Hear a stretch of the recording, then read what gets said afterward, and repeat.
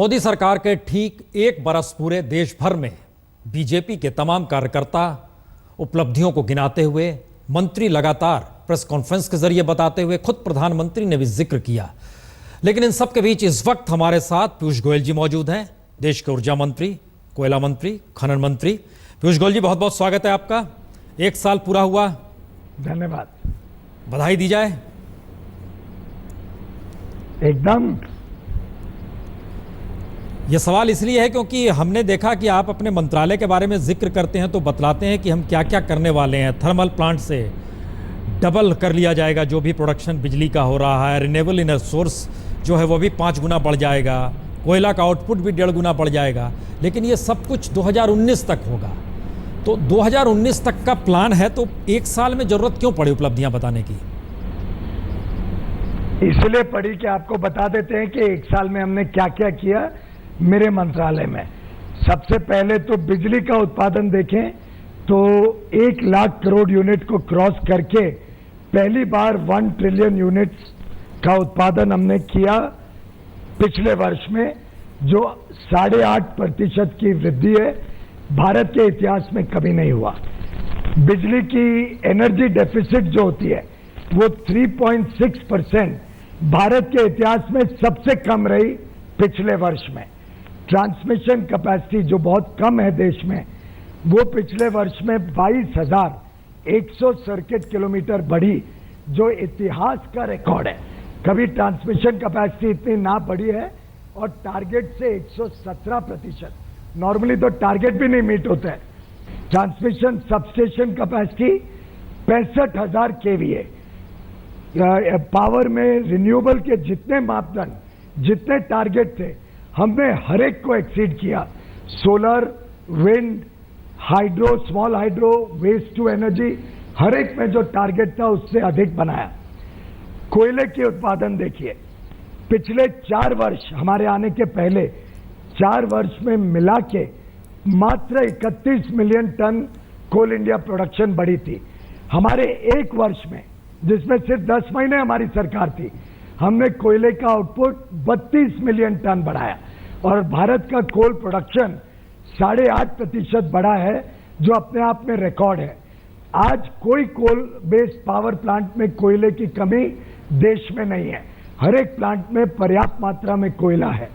साथ ही साथ आप अगर हैरानी करेंगे देख के कि कोयले का जो हमारा प्लान है उसमें हमने ऑलरेडी 5 महीने खोल दिए हैं।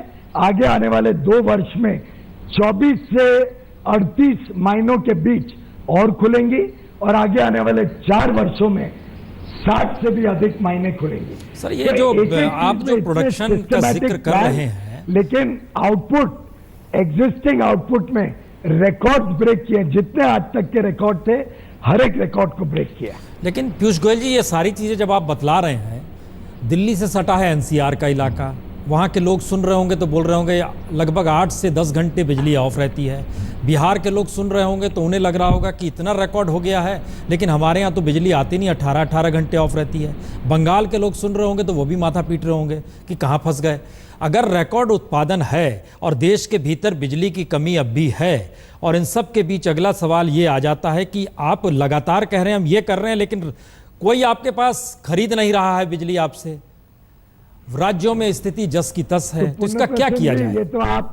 ये तो आप अपने मित्रों से पूछिए कि वो दिल्ली में क्यों बिजली नहीं खरीद रहे पर्याप्त मात्रा में। नहीं सर, एनसीआर का इलाका यूपी में आता है, हम एनसीआर में रहते हैं, हमने इसीलिए जिक्र किया 8 से 10 घंटे।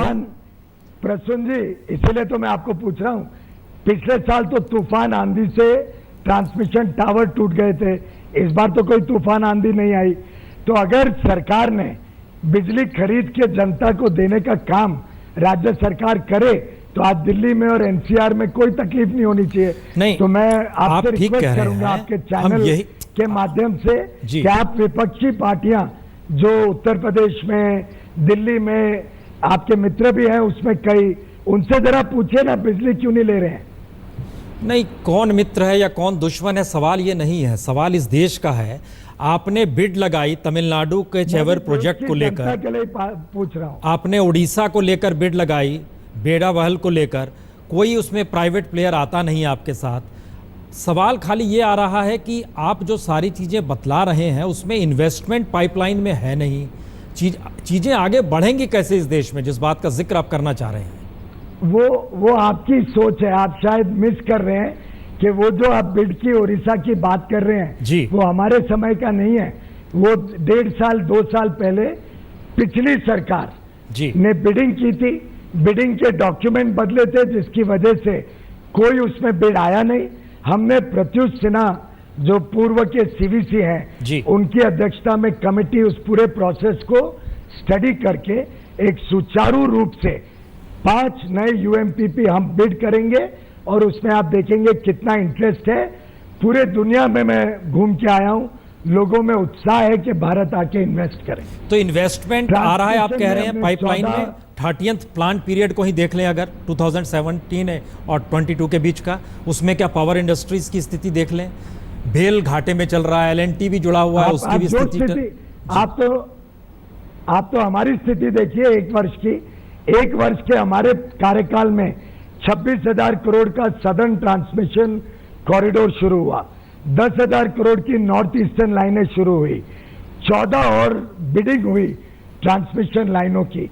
अगले 6-8 महीने में 1 लाख करोड़ की ट्रांसमिशन लाइनें बिड करने का पूरा प्रोसेस तैयार कर लिया गया है। एलईडी लाइट्स जो पिछली सरकार 310 रुपए में खरीदती थी आज 82 रुपए पे आ गई है, क्योंकि हमारी सरकार ने ईमानदारी से खरीद की, इकोनॉमीज ऑफ स्केल लाए, प्रोसेस में सुधार किया, ट्रांसपेरेंट रिवर्स बिडिंग से खरीदी। हर एक चीज में इतना उत्साह है, इतना ज्यादा इंटरेस्ट है लोगों का कि इतनी बिडिंग करीब करीब 20 से अधिक कंपनियों ने बिड करके 310 की चीज आज 82 रुपए में आ गई है। ट्रांसमिशन के सब लोग मुझे आके मिलके गए, उसमें इतना उत्साह है कि आप बिडिंग करिए, हम सब भारत में ट्रांसमिशन लगाना चाहते हैं।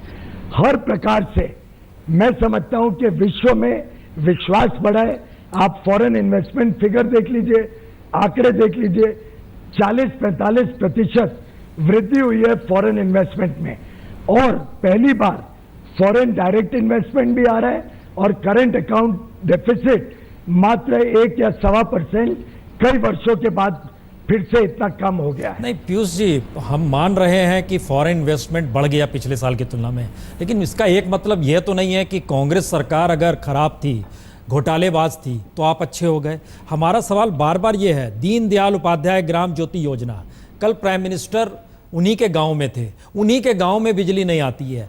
आप टीम इंडिया का जिक्र करते हो और बताते हो कि राज्यों के साथ मिलकर काम करना है। हमारा सवाल ये है, कोई भी स्थिति रहे, इसका लाभ आम लोगों तक कैसे पहुंचेगा किसी भी राज्य में, उसके लिए क्या ब्लूप्रिंट है आपके पास? फॉर्चुनेटली इस देश की जनता बड़ी समझदार है, और जिन जिन राज्य सरकारों ने अच्छा काम नहीं किया और जिस केंद्र सरकार को उन्होंने एकदम गद्दी से निकाला, उन दोनों के अनुभव के बाद आज सभी राज्य सरकार समझती हैं कि अगर वो डिलीवर नहीं करेंगे तो जनता उनको बाहर करेगी। जैसे कि आप देखेंगे बिहार के चुनाव में आगे आने वाले दिनों में जिस सरकार ने परफॉर्म नहीं किया उसको जनता बाहर लेके जाएगी। आज दिल्ली की सरकार अगर बिजली नहीं खरीदती है, उत्तर प्रदेश की नहीं खरीदती है, तो जनता उनको भी मुंहतोड़ जवाब देगी। और अगर आपको प्रोग्रेस दिख नहीं रहा है, अगर आपको हमारे भ्रष्टाचार के खिलाफ लड़ाई, जिसमें पारदर्शिता से हमने कोयले की खदानों का आवंटन किया, ये नीलामी के माध्यम से जिस प्रकार से हमने खरीदारी, जो सरकार की खरीद होती है उसको 1/4 पे लाके रख दिया, जिस प्रकार से 1 वर्ष में एक भी भ्रष्टाचार का आरोप नहीं हुआ, तो मेरे ख्याल से हमारा परफॉर्मेंस जनता देख रही है। कुछ विकृत लोग हैं जिनको अभी भी उसमें कुछ ढूंढ के निकालना है, लेकिन उनको कुछ मिल नहीं रहा है। पीयूष जी, हमें लगता है ठीक है, उनको कुछ मिल नहीं रहा है। भाई पीयूष जी, आप गुणगान कीजिएगा, हम आपसे क्वेश्चन करेंगे। हमारा सवाल सिर्फ इतना है, आप चीन गए, प्राइम मिनिस्टर चीन गए, वहां पर उन्होंने $22 बिलियन का समझौता भी किया, लेकिन चीन ने भी जब रिफॉर्म शुरू किया था तो एग्रीकल्चर से शुरू किया था। चीन में खेती की जमीन भारत से कम है, प्रोडक्शन उसका 2.5 गुना ज्यादा है। हम कह रहे हैं हमारे पास कोई क्यों नहीं ब्लूप्रिंट निकल कर आ रहा है जिसमें आपको उपलब्धियां बताने की जरूरत ना पड़े और जनता वाह वाह कर उठे?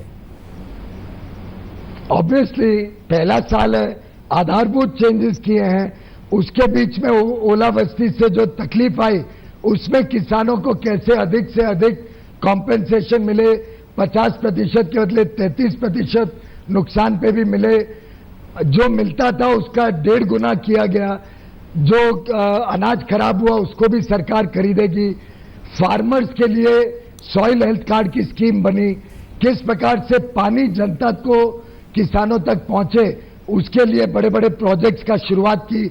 अब दुर्भाग्य से कुछ लोग और कुछ पार्टीज और शायद कुछ ऐसे भी लोग हैं जो इस बात को प्रेजेंट करने की कोशिश करते हैं कि इरिगेशन प्रोजेक्ट या रूरल इंफ्रास्ट्रक्चर की जरूरत नहीं है, तो उसकी वजह से कुछ अगर काम अड़चन आते हैं तो उसका तो तकलीफ आएगी। लेकिन आज अगर ये लैंड बिल जैसे पास हो जाता है तो 80% तो लैंड इरिगेशन में लगने वाला है। तो मेरे ख्याल 80-90% तक मेन लैंड की रिक्वायरमेंट आज कनाल सिस्टम और इरिगेशन की है। तो मैं समझता हूं आप जैसे जो रिस्पॉन्सिबल चैनल्स और रिस्पॉन्सिबल जर्नलिस्ट हैं उन्होंने इस बात को जनता तक पहुंचाना चाहिए। जो विपक्षी दल राजनीति कर रहे हैं डेवलपमेंट पे काम पे, उन पे आपको उनको पूछना चाहिए कि वो क्यों काम को जनता तक पहुंचने नहीं दे रहे। राहुल गांधी का कमेंट आ गया कि सूट बूट की सरकार का पहला बरस मुबारक हो, ये उचित नहीं है ना? तो कमेंट करना तो उनका विपक्ष का काम ही होता है कमेंट करना, लेकिन जनता का जो सर्वेज में रिपोर्ट्स आए हैं, प्रधानमंत्री जी की रेटिंग और जनता की संतुष्टि लगभग यूनिफॉर्मली सब जगह बड़ी है, सुधरी है। किधर भी प्रधानमंत्री की रेटिंग में कोई नेगेटिविटी नहीं आई है। चलिए, बहुत बहुत बधाई, बहुत बहुत शुक्रिया आपका, आप हमारे साथ कुछ देर के लिए जुड़े, बहुत बहुत शुक्रिया पीयूष जी। धन्यवाद। शुक्रिया।